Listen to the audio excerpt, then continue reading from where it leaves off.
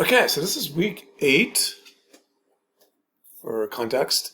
Getting into pediatrics. A lot of stuff around play, assistive technology for preschoolers, and academic needs. A lot of great resources in this class that you will use in school settings. If you see preschoolers this summer, you might use some of this stuff.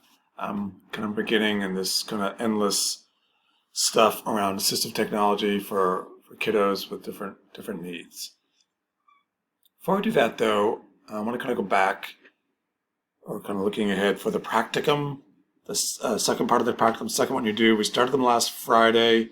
The brave souls that went last Friday, they went for the first time with a new case, kind of a little bit newer approach, a lot more challenges with that. They did really, really well. But I want to kind of prepare people kind of moving forward on the second case. The second case is a COVID long hauler. She was kind of inspired by a lot of the real cases. She was kind of a compilation of YouTube videos and all that, and cases written, stories written online of people who are experiencing this long hauler stuff. And a lot of OTs, from what I'm hearing in the community, are seeing more and more of this, as you would suspect.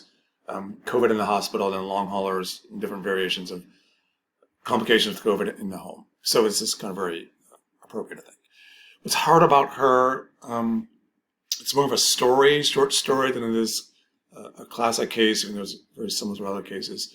What's hard about her is there's just so much going on. And it's very easy to get, as it is with a lot of clients, to get overwhelmed going in to do your evals, like, oh my God, there's so much stuff.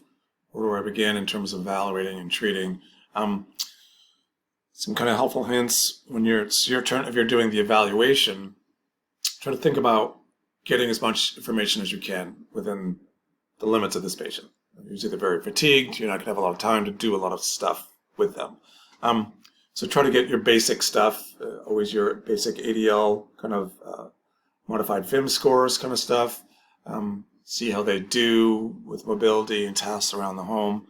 Try to get a good picture as much as you can before they play out. That's kind of your big thing when you're doing the eval. The person that's doing the treatment is different this time, a little more targeted. Again, depends on how they do with the eval. They may not get through the whole eval. The second one, Friday, they didn't get to the shower. So the second group had to do the shower. So you just don't know what you're going to be running into. But generally speaking, you're going to have to do some kind of assessment. So be prepared to do different kinds of assessments. Issues that will pop up. Medication management, we haven't really got into that. You could do something on that. Somebody did a great job of that last week. Something to think about. But more traditional ones that you know something about. Cognitive evals, you know about those. You know your slums, your MoCA. Did you guys do? I don't know if you did a MoCA. ACL, which one do you want to use and why, kind of thing. Did you want to do stuff around energy conservation? Different kinds of assessments that you may think of doing with this client that you think might be appropriate. Definitely lung issues. Know how to do your pursed lip by diaphragmatic breathing. You can do those separately or you can do those together. Exercise, kind of thinking about really basic, simple exercise with COVID patients, these long hauler patients, because you can trigger things. You can make it worse if you overwork them. How are you going to monitor them to make sure they're not overdoing it? And then what are you going to give them for movement, for exercise? I've heard it described as fitness chunks or fitness chunks or something like that. So just little bits at a time. Breathing techniques. Proning. If they start to get overexerted, is a good way to kind of regain that capacity in their lungs. Or you might proning, sticking them on their belly. The lungs work better on their belly. That's why they do that in the COVID hospitals. A lot of times they have therapists help flip the patients onto their stomachs. So if they start to lose it, the pursed lip breathing, go onto your stomach. Those kind of things to think about. And then this person is involved and they're younger. So kind of think, when you get to the point when you're putting together your treatment plan, you're doing a reel on this person, which a little more add to that. How how can we help this person go beyond the traditional stuff? Does she just want to work on bathing and dressing, or is there something else she really wants to get at that's important to her? Also, again, a challenge in this time, as it was the first time, everybody remembers that god awful shower that you have to take the patient into, because that big, heavy door, and then you go in there, and there's a shower bench there, shower chair there, bars, kind of a hose, different things that are kind of like, how do I make sense of this? And as somebody pointed out last week, I think very appropriately, you really haven't had any training in walk-in showers. We've done all this great shower in the tub stuff, the tub bench, but not the walk-in shower, especially not a challenging walk-in shower like that one, on the spot thinking. So if anybody wants some extra training on that, I'm going to do a session just on the walk-in shower. If you want to come back out to the Marshall Road facility, still working on a date. It'll be a Thursday afternoon. When we get a date, I'll tell everybody. Anybody wants to come can come. A couple of students have already expressed interest. Anybody else wants to come, definitely come about that. Any questions or comments you wanted to add? Okay. All right, so another kind of FYI thing. This Thursday in the lab, we're doing something different. We're doing telehealth. Actually, I'm trying to do it, and it's kind of like a joint exercise between Chris's class and my class, the kind of pediatrics kind of dove together this week when we're doing assistive tech, and this is definitely fits the needs of both classes, and this is definitely a trending thing in OT, as you all know. University of Maine is already doing that all throughout Maine with speech therapy. It was done everywhere during the height of the pandemic. The government was paying for it, and the home health agencies were doing it. They're still paying for it, I think, to a degree, so it's still being done. As you probably heard, students, maybe you've done some of your level ones like this, they did them remotely. So they had practice in doing this. Some had level twos. The whole level two was a telehealth experience. So we're going to do that, learn more about that. Chris is going to talk about that. Great for following up pediatric programs. If the school is closed down or whatever. Rural, isolated families, it's always good because Maine is such a huge state. They use it a lot in home health already for monitoring for home safety, around vitals and stuff, assessments. Concerns around it, definitely confidentiality. There's limits to what you can do, but it appears to be the future. I think what insurances love about it, it's cheaper for them. I don't know if it's totally better for the client, but it's cheaper, easier kind of way to reach more people, and people like it because of the convenience and stuff. So it's the future, and we're going to get right into that of this case that we'll start today, Eric. Okay, so before we get into that, I just want to kind of review a lot of assistive tech. This is preschool kids. Preschool kids, you'll see them in outpatient clinics. Some of you may see them this summer. I used to see them through CDS, Child Developmental Services. So I would go into the home seeing preschool kids, very little kids, and chasing them around the house. That's what kind of convinced me not to get into pediatrics. It was very challenging. Preschool kids can be very challenging because they are little kids. You have to have a certain skill set, which I just never had. This is before I had my son. I may be better at it now, but I kind of doubt it. It can be challenging, especially around assistive technology. Play, as we know, is like huge. It is the work. It is the world of little kids. It is how their amazing little brains develop. Cause and effect, categorizing, object association, all these different physical, cognitive, visual components. Pre-academic skill building, that was a big thing that I was keying in on. Language and social development, all these great, amazing things through play. And ideally play with peers or play with blocks and real things versus play on the computer, which has some benefits as well. Not as good as quote-unquote real play. The play is huge. Adaptations, where would we come in? We are adapting everything we can think of so this child with disabilities can use and keep up with play, so they can keep up with those developmental milestones. If they can't play, they fall behind rapidly. Some just simple ideas. Page fluffers make it easier to turn the page. These are also page turners. make it easier to turn the page on books, which are a huge part of development. And then picking up puzzle pieces, game pieces.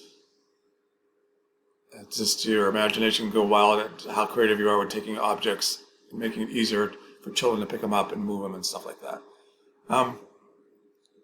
More tech kind of stuff are switches for toys. What are switches? There's adaptations to a toy. A lot of times a toy has a tight little trigger mechanism that takes a degree of, opposition and fine motor skill that a lot of children don't have, or children with disabilities don't have. They still need to play. If they don't play, again, everything falls behind. You got to keep them up. You need to play. This is where the switches come in. They can be triggered different ways. They get easier on the hand or different parts of the body. You can trigger these with hands, eyes, tongue, anything you can think of to trigger it. You can buy these things separately with these switches on them. This is the classic Jelly Bean.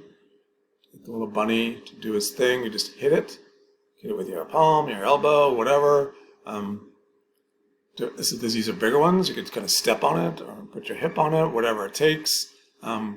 Again, that great stuff around cause and effect, turn-taking, concept building, scanning, all these great things we know as OTs we want our children to work on. Here's an example of a switch. He's getting all this great stuff as he develops his brain and his hand through the switch. And we're positioning anywhere we can that's safe, that's comfortable, skin protection, all that, and doing what it needs to do. Things need to consider as you're considering the right perfect toy, the perfect switch. That's the fun thing about working with preschoolers that I loved when I was going into daycare as preschools and stuff, was the world of toys. If you're into toys, you can really get into toys with kiddos. My mistake is I always try to get the exciting toy each week, so the kids were looking so much to this toy. I had to kind of up the ante each week. And if I came in with the same toys last week, they go like, "That's all you got for a toy? Can't you do better than that?" And of course, they wouldn't do what I want them to do because they weren't motivated, because it wasn't this new exciting toy. So toys are great, but can't go too crazy in toys. But we're getting into toys and games here, talking how to adapt them. Different kinds of physical ways of adapting them, and there's switches. What is the goal of the switch? What kind of movement, what kind of capacity do they have? We want to kind of build on that. How much force, that sort of thing. What kind of the body can they use to activate? What kind of posture supports will they need? Does the user have cognitive, sensory, motor abilities required? What tasks will require scanning? What do we want them to scan? What format is best suited for the user? What technique is best suited for the user? What type of switch will be used with the scanning procedure? Kind of thinking about matching abilities to need and what you want to work on with the child. And what you just like, oh, how do I know what to work on? This will come from your standardized assessment, your Peabody, and all those sorts of things. Positioning is huge, especially with board games. As children grow up, this is cardboard. This is made out of cardboard. The thing about all these bigger positioning tools for sitting and stuff would adapt with children with disabilities is children obviously grow. They grow out of these things rapidly, and it takes sometimes moving a mountain to get it through the IDEA team. You all come together, think, oh, this is the thing we need to do for this child so I can sit and do his schoolwork in the right position. Time you get it, they've outgrown it. And it's so expensive to the school and the whole process. These are quicker and cheaper. We'll get into this when we get into our Maker Lab, how to make these sorts of things. Corinth High School, we were going down there for a while. They were using cardboard kind of things. You can do amazing things and quality things out of cardboard. But what do you want for supports? Obviously, that posture control, proximal stability, as Chris has probably told you, leads that distal mobility, the distal kind of proficiency that they need in the handwriting. Ultimate position for vision, fine motor function. That's what you want from our adapted board positioning stuff.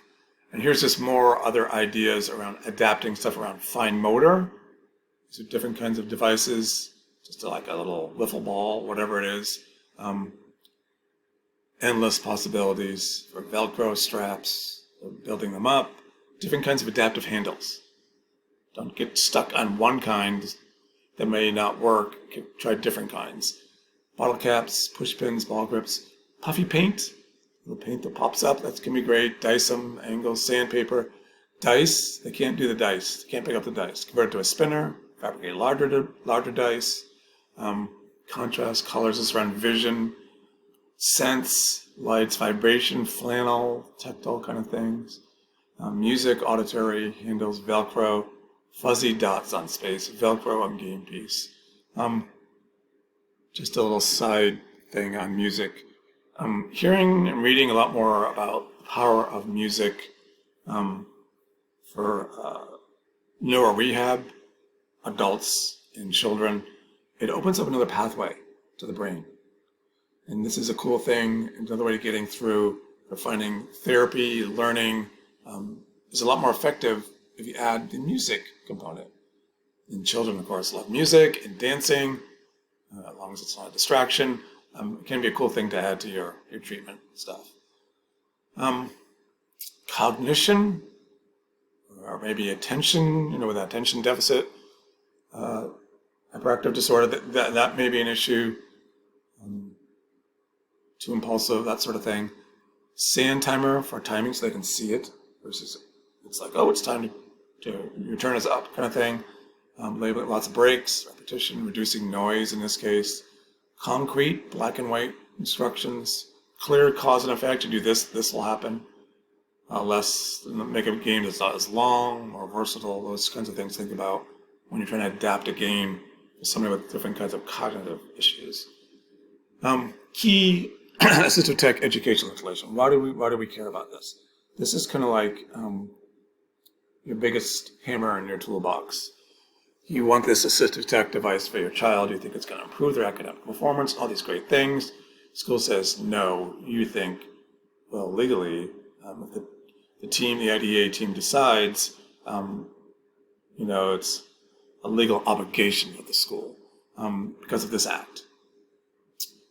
The Individuals with Disability Improvement Act of 2004 improved access to general education, protected students' rights to equal access, increased opportunities to successfully learn in the classroom with assistive technology. That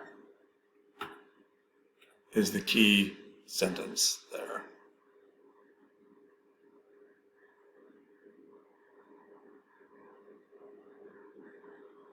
This act, the term assistive technology means any item, piece of equipment, or product system, whether required commercially modified customized, that is used to increase, maintain, or improve functional build capabilities for individuals with disabilities.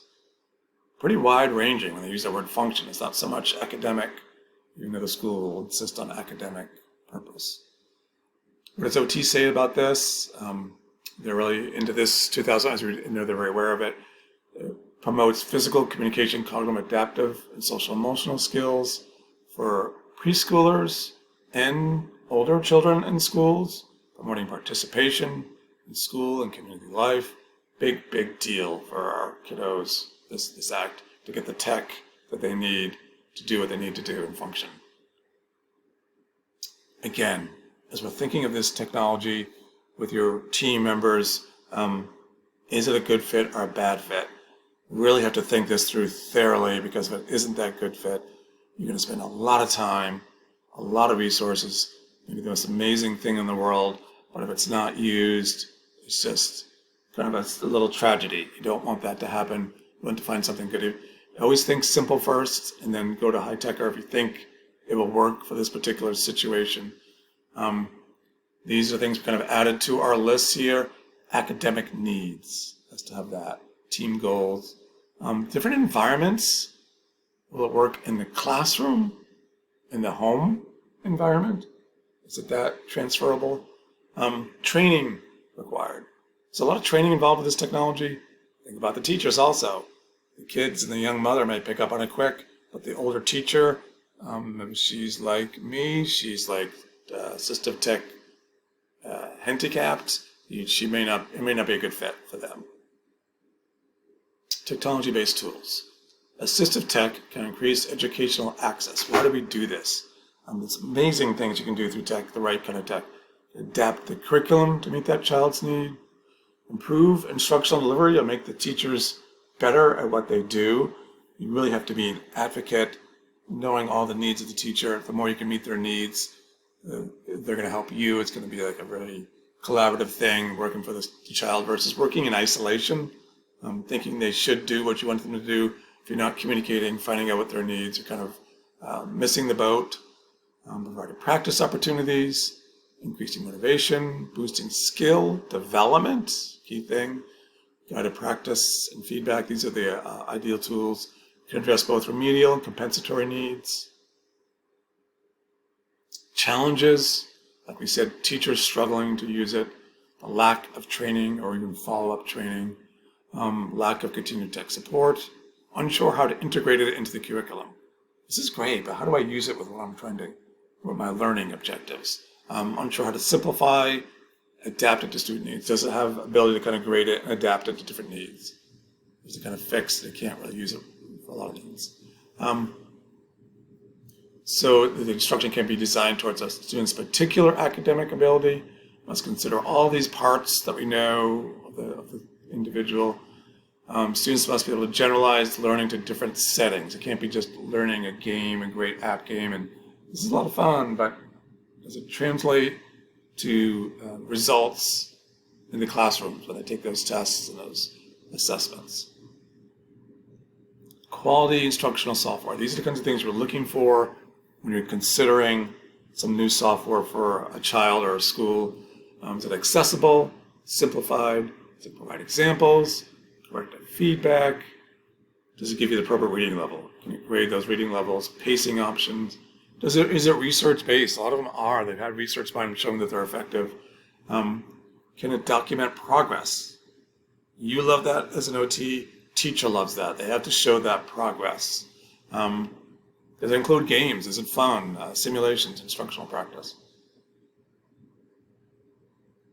So when we think about the tech, moving into the schools, there's low tech and there's high tech. Low tech is usually better, first and foremost. In my experience in the schools and what I've heard from other therapists, that KISS principle, keep it simple, kind of thing. Always think that first. And OTs are great at doing low tech. And then high tech definitely can be a life changer if it's the right tech in the right situation. Different kinds of tools. My homework diary, this is cool. This is all the low tech stuff. OTs are so creative at doing this stuff. Trying to work on workspaces.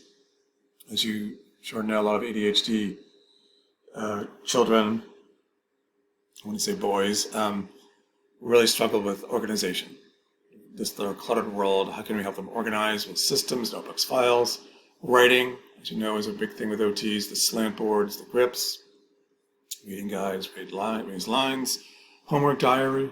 This keeps the child organized between home and school, date books, schedulers, word banks, stuff like that. Getting into technology. Reading is huge. You need to know about reading. If you're going to work in schools or preschools, really big deal. Teaching them how to read. You need to help the teacher teach the student how to read. You're going to be a team kind of approach. You're thinking adaptation, all stuff we know. They're thinking the pure academic stuff. What are the parts of reading? Phonological awareness, how it's pronounced, fluency, smoothness in reading versus slow reading, vocab, comprehension, huge part of reading. Writing components. A lot of the stuff is right up our alley. The proximal control of the core, definitely that. Exercises and activities around that. Look at these children as they're kind of slouching over their papers. Weak core. I would see that. I wonder, they kind of low tone, collapsed. Let's do some activities, some fun stuff that we can work on their core. Different parts of text, pre-writing, drafting, revising, editing.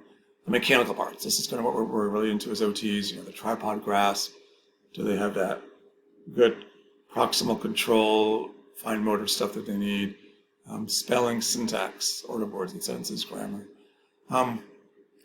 Okay, so now we're getting into different resources.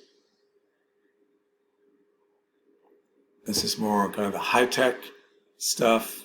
All these resources you don't need to memorize all the resources. Like a lot of them are just kind of FYI, knowing they're out there.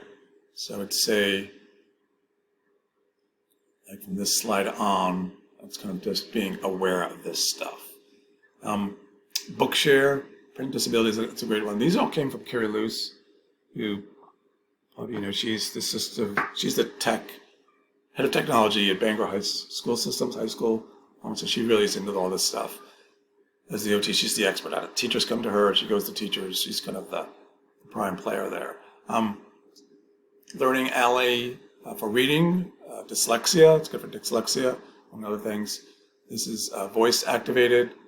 Great playlists, textual content, other narrative, high school quality text-to-speech. Great text-to-speech resource. Word prediction software, the big thing. CoWriter, other kinds of software. Autism, First Author for writing, it's a good one. Apps, tons of apps that can be just great stuff to have in your toolbox.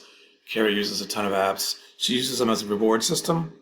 So work on writing, and then we'll do this fun Fruit Ninja kind of stuff. But it isn't just a reward system, it's working on their skills. You can use apps to work on the skills. You're kind of getting two birds with one stone kind of thing. It's a reward. Students love to do it, and it's also can work on skills. Don't need to get into all these. Fruit Ninja is fun, just to kind of tell you. And they're changing constantly. These, I may not. Some of you may have a hard time finding. Whereas Waldo is really a great one for visual perception, the books and the apps. Some other ones, visual perception, I Spy. Communication ones, self-regulation is a huge one. Carrie uses a lot of these. The zones of regulation, Samphibian, great for that child that's having a hard time transitioning, behavioral outbursts kind of stuff.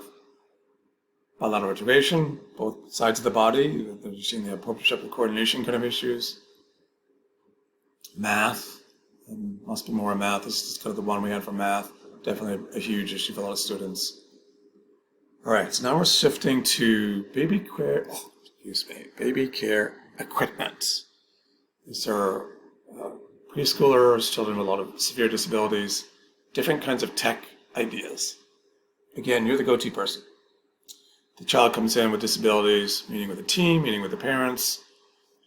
How are things going at home? Any needs? They may say, well, I have a hard time carrying my son to do such and such. Oh, here's an idea. You can research it.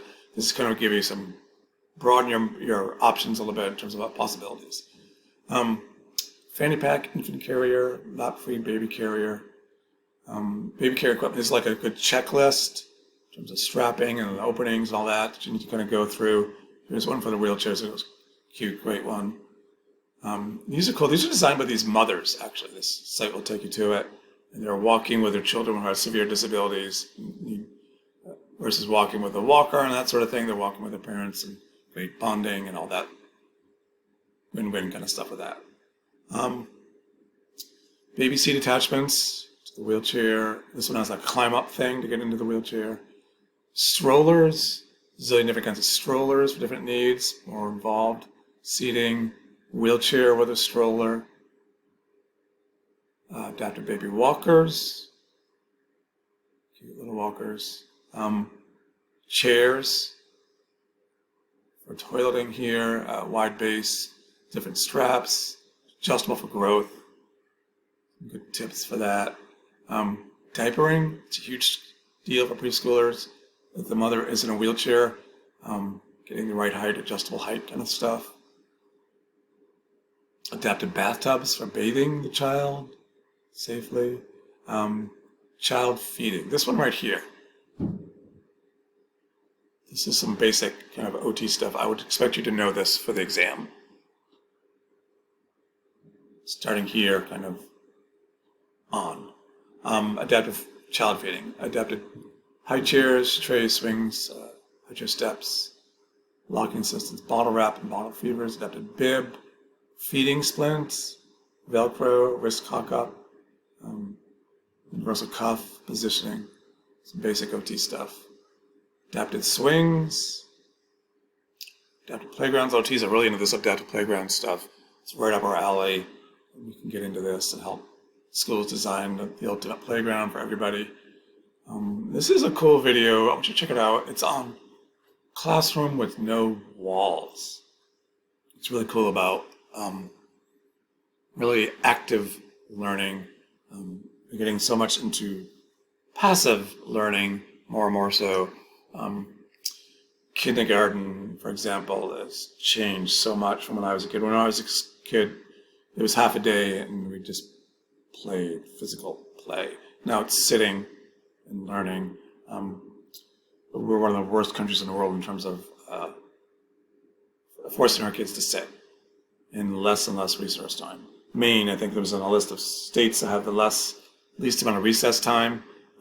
Maine was on one of the highest on the list on recess time. A lot of times teachers use it as punishment. Kids need to move, especially little boys, active girls need to move. Kids were not meant to sit and listen.